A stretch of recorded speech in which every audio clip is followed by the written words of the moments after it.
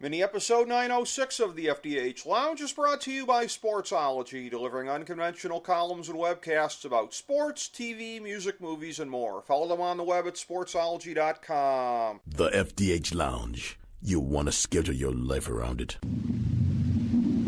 A long time ago, on a gloomy, wet Cleveland spring night, two men stand alone amidst the late-night drizzle. Their voices echo across the vacant station parking lot as they debate the merits of the great American radio show that have been missing for far too long. On that night, an idea was born. That idea became the FDH Lounge.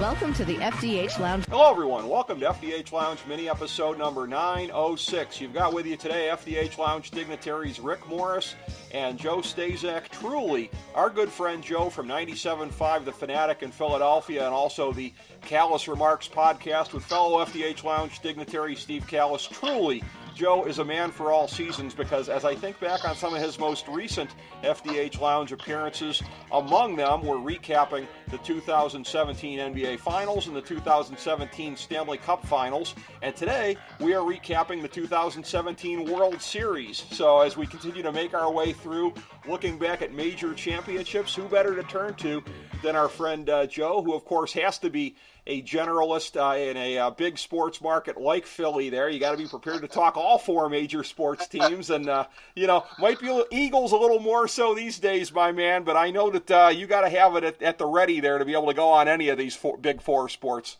Yeah, it's kind of, the nature of the biz, but right now it's all Eagles all the time, and certainly something I have never experienced since I've been doing talk radio is how successful this team's been, but, it kind of goes and flows. If there's a bye week here, so there's going to be a lot of Sixers talk, maybe they'll smack the Flyers, of course, with the unfortunate situation with Doc Holliday, we were talking about that a little bit, and we did a little World Series, too, because it was such an entertaining extravaganza. And Ken Giles is a former Philly, Chase Utley, a former Philly. There's a little bit of a tie there. Ed Wade was the GM in Houston until 2011. So it's a very provincial town, but once in a while they like to spread their wings around here and kind of explore, the other territories. So it's been fun, but with the Eagles, the way they're playing ball, it's just been, it's actually a little bit.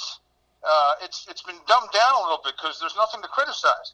The fans in this town love to pick apart and criticize and lament and miserable together about. There's nothing like that. Everywhere you can't even find something right now to criticize with the Eagles. So everyone's just enjoying the ride. But, I think that a lot of folks are still a little apprehensive because, we've seen this movie before. We know how it ends, but this is rarefied air. 8-1 into the bye week.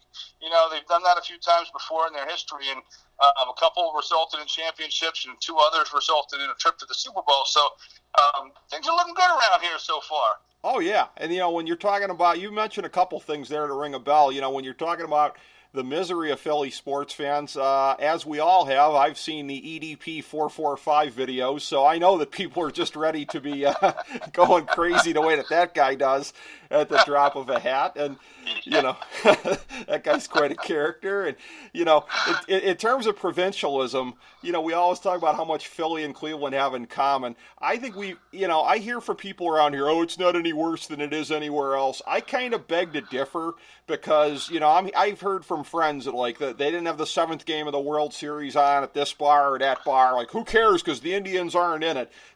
I think we invented who cares because our team isn't in it, which is frustrating to me because I will continue to watch regardless, not merely because I have to keep up with stuff for the show, but because I want to. But it's funny also, too, and in terms of these Cleveland-Philly ties, oddly enough, that's a perfect place to start with the World Series because as you and I talked about briefly off air, you look at the last 2 years, and Sam Hinkie, of course, made the phrase "the process" famous with the Philadelphia 76ers. The Browns have tried to adapt it with far less success thus far, albeit I guess you could say the Browns are now looking like the Sixers looked for years. But this was supposed to be year two and where it was getting to be much better. But Baseball, it seems like it works. You know, it's worked in hockey, most famously in the last decade with the Blackhawks, who bottomed out. As a big Red Wings fan, I remember when we just bitch-slapped them a couple of times a year and never gave them a second thought. All of a sudden, little brother's back winning Stanley Cups again, much to our frustration, and now the Red Wings are down and out. Yes, funny how that works, you know. Oh, karma comes around. Yeah. Karma comes around and gets you. Yeah. There'll be, I hate to say it, there'll be no successful process with, Ken Holland in there, a guy who basically should have been put out the pasture years ago. But I digress, you know. But in baseball, I feel you, Rick. You've been there. You've seen too many executives who are just cashing paychecks years after their sell-by days. I've lived it. Yes. I've lived it here. Yes, you know. But the process, it seems to work in baseball. You go back a couple of years, Kansas City, and of course, I mean, as soon as they got their title, they just basically got out a book of stamps and mailed it in. We need Johnny Cueto to win a World Series. Oh, wait, we won a World Series? We don't want to pay Johnny Cueto anymore. So, you know, they've gone back from whence they came. But the Cubbies, they've shown that they're going to stick. You know, they didn't make it back to the World Series, but the National League Championship Series is not much of a fall off from where they were a year ago. And you look at the Astros this year, a real commonality. I've sort of described them the last couple of years as a slightly poor man's version of the Cubs, just because to me, like, the Cubs are like the 10 out of 10 of a rebuild. And the Astros are like an 8.5 or a 9. That's not to slam the Astros, but I mean, they've got a lot of talent there as well. But the starting pitching was just a little more questionable than the Cubs were a year ago. Ironically, it's the bullpen that made you think the Astros had a chance. Like, oh, if they can just get it past those starters into the bullpen, little did we know. So, you know. Doesn't always work out that way. Yeah, exactly, you know. And you've even got the commonality, strangely enough, of the Cubbies and the Astros both break a drought for their fans and break the hearts of longtime fans out there. As a lifelong denizen of the North Coast, I feel you, Los Angeles. I know what it's like to lose to one of these teams. But, you know, the process in baseball. All too well. That Game 7, extra innings, I mean, God bless you for hanging in there. I felt for you, Rick, that night. Oh, God, I felt for you. I know what it's like being there, and you're so close, and it slips away. And it's just, again, we've lived it, but that was... I know you had the Cavaliers championship to kind of ease the pain a little bit, but that still stings. A little bit, and I said at the time, I was like, this hurts a lot, but it's not like, you know, if it was one more nail in the coffin of 52-plus years, it would be a radically different thing, as opposed to literally losing the next championship that we were, you know, in. You know, it was as you're looking on the calendar here, you know, it's like we had a chance to go 2 for 2 after going, I did the math, it was 151 championships in the Big Four sports, in Big Four because we had the Barons for 2 years, but 151 in between the 64 Browns and the 16 Cavs. Ironically, 151 is what we needed to pound a lot of times to help us get through it, you know, but that number is kind of a magical one for us, Joe. Yeah, exactly. But, you know, I could sit here and drown in self-pity about the Indians all day, and particularly the way that this season ended. But, I mean, as far as it goes with the Astros, it's just, again, so many commonalities with the Cubs, slight commonalities, I guess you could say, with Kansas City because they kind of built it towards there. But again, if the Cubs were a 10 out of 10 in the rebuild and the Astros were an 8.5 or a 9, even the Royals would only be about, I'd say, a 7 or a 7.5 on that scale. They had a decent amount of talent. They were a really good team. But these Astros and these Cubs just look like they're built to stay for years to come, I think. Yeah, I think the Cubs are going to be here for a while, and I think the Astros are going to be around that. They are just inundated with talent, and it was so entertaining to watch these guys. These guys like Jose Altuve was undrafted, 48th round, you know, selection. I mean, you got to have guys who can make the right selections. You know, you can be as bad as you want for as long as you want, but if you're not selecting the right guys with these opportunities, you're not going to get anywhere. Now, if you look at the Cubs, one, they brought in Theo Epstein, who's, you know, nothing if not a genius, and his blueprint was to acquire the everyday players first and then, you know, get the pitching afterwards instead of the other way around where most teams will go for pitching, you need pitching, blah, blah, blah. But his theory and his thoughts are and his philosophy is, well, these guys play every day. Pitchers play, once every 5 days. So he made a trade for Addison Russell. They were bad long enough with the 100-loss seasons. They got Chris Bryant, Anthony Rizzo, Albert Almora Jr., Ben Zobrist, and then, of course, they went after and they courted John Lester to get him here or to get him there, and Jose Quintana they picked up, last year, and then Kyle Hendricks, Jake Arrieta. Then they surrounded the young, talented core players, I like to call them, the core strength. We talk about when you work out, the core strength. Well, that's what he did first, and then he surrounded it with, God bless him, because he still went out and got some marquee pitchers.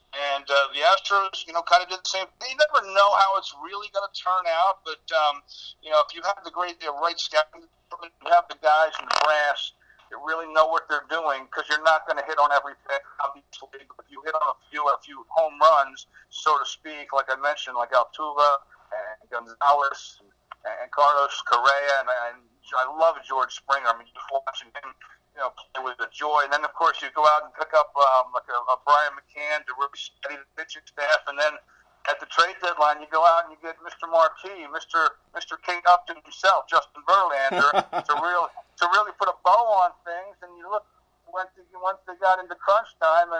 He was the guy. He's so dialed in, and you need that kind of character pitcher, and a guy who doesn't wilt, and a guy who really can carry a team, every 3 or 4 days out. And listen, give credit to the Dodgers. They had a tremendous season. The series pitted two teams with over 100 wins. Our boy Steve Callis and I have this thing with Clayton Kershaw. We won't get into ripping him too much, but he's like Sandy Koufax in the regular season, and then he tends to be Peyton Manning in the postseason. We still haven't figured out why, but they also put together a nice pitching staff with Rich Hill and Alex Wood. And unfortunately, Yu Darvish was a nice pickup, a nice trade acquisition, but he failed miserably, in the postseason. But they got rookies like Cody Bellinger, and they kind of got Yasiel Puig to settle down a little bit, and it was just fun to watch. It's fun to watch these teams grow, these teams come together, and I was really happy for the Astros, because the Dodgers have been hanging around for years and years, and even going back to when the Phillies were making their runs, they knocked them off 2 years in a row, and I think they won 3 straight divisions. They've been around, and they haven't been able to get over the hump. I thought this year might be it, but watching the Astros and that team, get it done with some of that young talent, and those 2 big swing games. It was Game 2 and Game 5. The Game 2 with extra innings, 5 home runs in 42 minutes.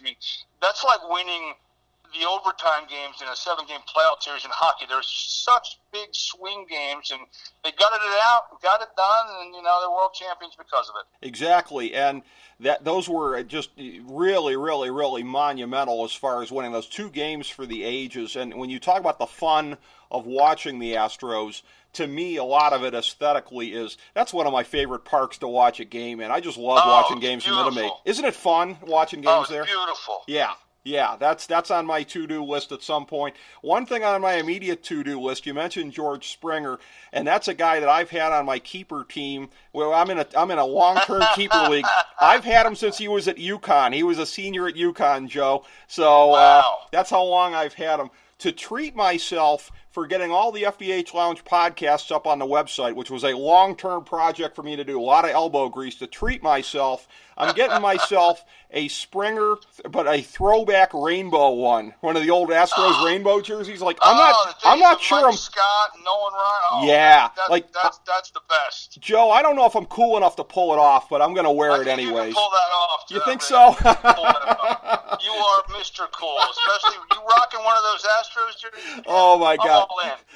Man. Do that in solidarity for you. I want to think I'm cool enough to rock one of those. I guess we'll find out. I'll have to post a picture up on the website when I get one. But that's definitely something I'm doing now. I'm all in on George Springer because he's been getting it done for me for a while. He's really kind of the centerpiece of that. But as you said, these teams, they don't hit on anybody. John Singleton, anybody? So, they have to hit on enough of the guys. They hit on him. Sure. They hit on Correa, Altuve as a guy who was kind of a late bloomer, as you pointed out. But one of the things that's kind of striking to me is, I mentioned the Royals before, and when they won, It's easy to make something out of, okay, mid-decade, end of an era, but you look at it like the first half of the 2010s, you had the great run with the Giants, which is one way or another, that is definitely over. When you're the worst team in baseball, the end of that first run is over. But you had them up there. You had Kansas City. You had St. Louis.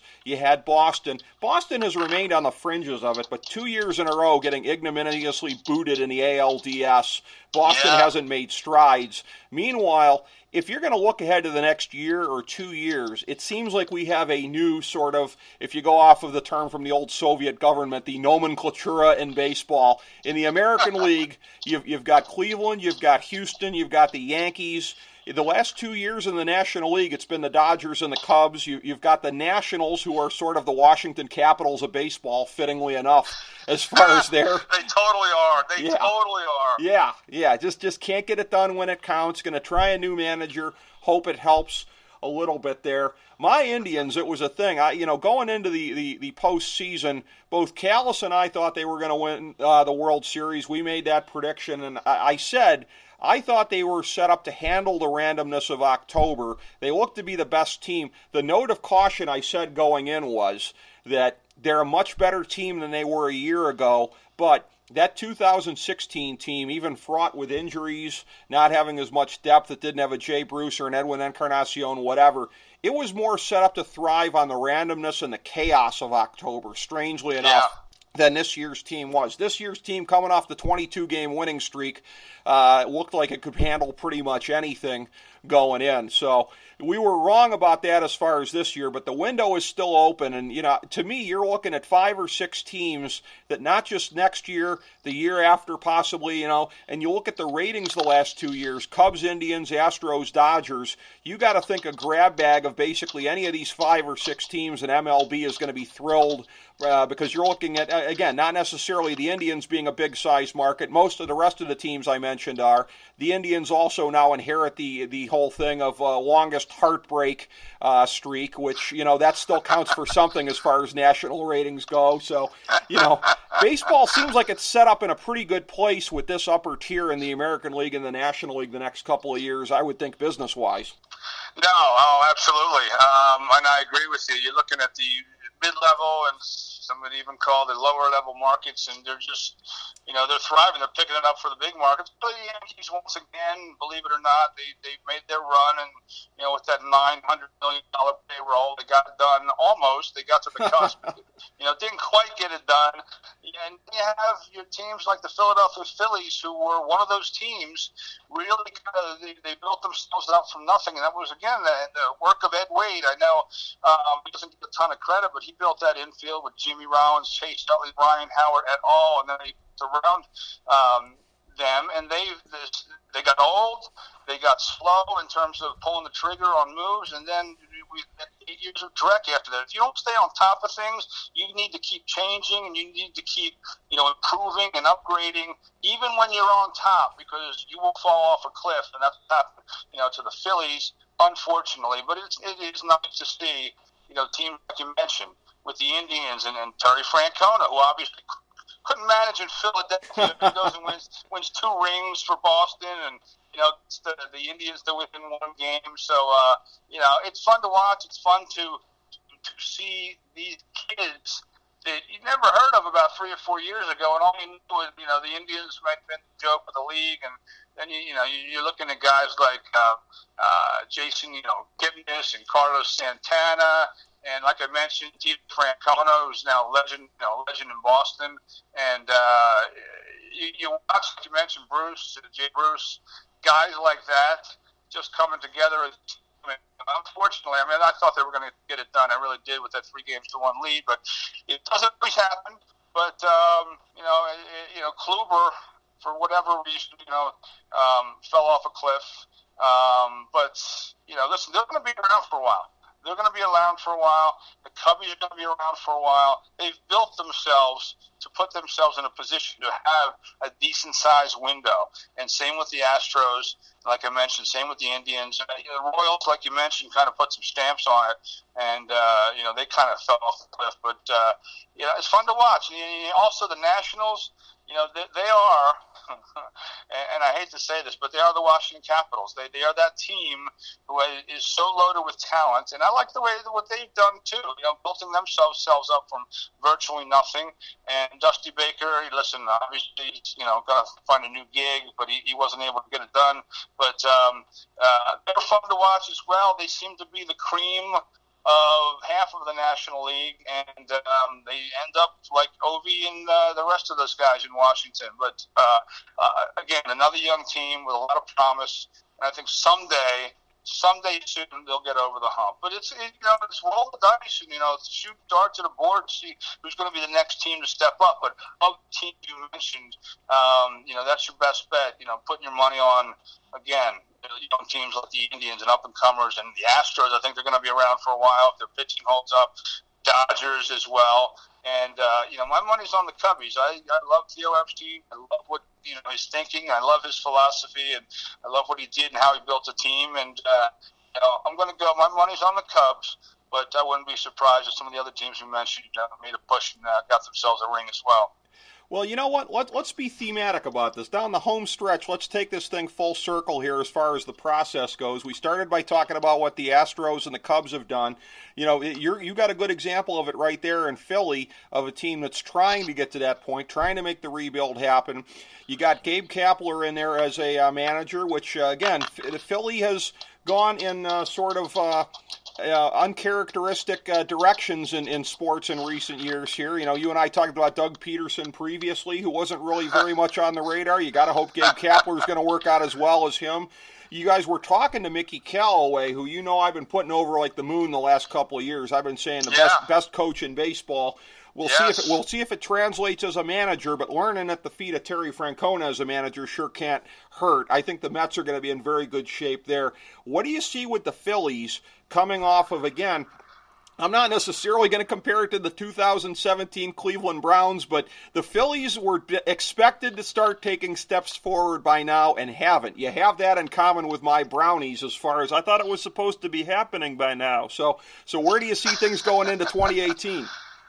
Well, they certainly have a very outside-the-box kind of manager in Gabe Kapler at this point. I don't know if you saw some of his blogs that they dug up from yeah. And that doesn't mean he can't manage. It just means he's a little bit of a different thinker. Yeah. And for that reason, I kind of like the move. Listen, there were guys out there that hey, listen, three managers that took their teams to the playoffs, are looking for gigs, and they didn't go after one of those guys. They didn't go after Dusty Baker or the cat from Boston or his name is the Yankees manager, Girardi. Girardi. Yeah. So I thought maybe they'd take a run. I thought they needed a name, but they didn't go in that direction. We'll see what happens. He's only really been a manager at a decent, somewhat of a high level for one season, so who knows if he can manage. He certainly can throw the weights around. He's an unbelievable physical specimen in Gabe Kapler, and he's an outside-the-box thinker. I think you watch the Phillies, and it's hard to watch the Phillies these days, but if you watch the Phillies, you see some sparkle in there. You don't know if you're watching like a diamond in the rough or if you're watching a piece of broken glass. And I say that because some of these guys could go either way. It's nice to see a guy like Nick Williams come in and prove that he can be an everyday center fielder. Rhys Hoskins, hits home runs every day. Apparently he had like 17 straight or something ridiculous, and doesn't mean that he's going to be, Willie Mays or whatever, but he obviously stepped in. He can play at this level. Cesar Hernandez, decent second baseman. Freddie Galvis never really has become what I think they thought he would become. But the bottom line is this: they don't have the pitching. They have a couple of infielders and outfielders if you want to sprinkle and say, these guys on a decent team would really shine. You have Aaron Nola and Jared Eichhoff are your 1 and your 2, and Aaron Nola, I think, on most teams would be a 3. Eichhoff would be a 4. They really need to get guys in there. They might have some guys that can win you your pitching staff maybe 50 games. They need a pitching staff that can really, the starters, to win you 60, 65 games. They really don't have the pitching. They have some good players coming up, some entertaining players coming up, and we'll see what happens with Gabe Kapler. Now, Pete Mackanin, Didn't last, 2 years, but he wasn't given a whole lot to play with. He really wasn't. Ryan Sandberg was a disastrous choice. He also wasn't given a lot to manage. You look a lot better when you have better players out there. I say that because I mentioned Terry Francona got run out of this town on a rail, and he wins a couple of chips in Boston. He had great players in Boston. He almost won a chip in Cleveland. He had great players in Cleveland. It certainly helps, but I think they're on the right direction. They're in the right direction, but they've been a tough watch for a few years. They've been a really tough watch, considering we had 5 years of really sparkling and entertaining Red October around here that only resulted in one championship. But they didn't stay on top of it, and we watched the team get old and tired very quickly, and that's what happens when you don't replenish. And then, they hang on to guys because they want to put butts in the seats, but they also want to bring up new guys, but they don't want to really bring up new guys because they might lose butts in the seats, and it was a mess. It really was a mess, but I think they're in the right direction, right? Well, yeah, and as far as the pitching goes, as a guy who on his non-keeper team had Nola and Eichhoff respectively the last 2 years, you don't have to tell me about those guys because they were, I drafted them as like 3 or 4 guys, and in a fantasy sense, I don't know if they even lived up to being that. They're just so up and down, both of them. Up and down is correct. Yeah. Yep. Yeah, you never know what weeks to start them. They're always going to, kill you one way or another. But, I think you've put your finger on it right there. Pitching is going to have to be the next part of the puzzle here for the Phillies as they continue to develop, and it will be an interesting story. But, hey, in the meantime, at least you got the Eagles. It's more than a lot of towns got right now is a team that's flying high like them. Carson Wentz and the gang there really making it happen. So congratulations on that, and again, thank you. You're doing great covering the entire sports scene there in Philly, Joe, and it's always a pleasure to get you on the lounge here and talk whatever sports we want to. As I say, you are a great generalist. Whatever the sport is, we just plop you in. We have a great conversation. I appreciate that as always, my man. Rick, I love coming on the show. Highlight of my week, and certainly I'm going to return serve and come on my show the next couple of weeks. I'd love to have you talk about Cleveland. And you are also one of those guys that knows the whole landscape. And I'd love to have you on. I appreciate you having me on tonight, pal. I appreciate it. Thank you so much, Joe. Thanks for being on. Thank you, everybody, for tuning in to FDH Lounge Mini episode number 906. As we bring the show to a close, we would like to extend our deepest gratitude to NBC, CBS, ABC, Fox, all Clear Channel affiliates, TNT, TBS, USA, UPN, Deadspin.com, YouTube.com, YTMND.com, MySpace.com, various blogs, Fox News, CNN, CNBC, MSNBC, IamBoard.com, Billboard.com, Google.com, ESPN, ESPN2, ESPN News, ESPN Classic, NBA TV, NFL Network, Sports Time Ohio, Athlon Magazine, Comedy Central, Cartoon Network, The Boomerang Channel, QVC, BET, The Spice Channel, Steno Notebooks, Manwich, Papermate Office Supplies, waitresses, strippers, bartenders, garbage men, janitors, microwave popcorn, the writers of The Office, Scrubs, Entourage, My Name is Earl, Oz, Metalocalypse and the Boondocks, Aquafina, and the periodic table of elements.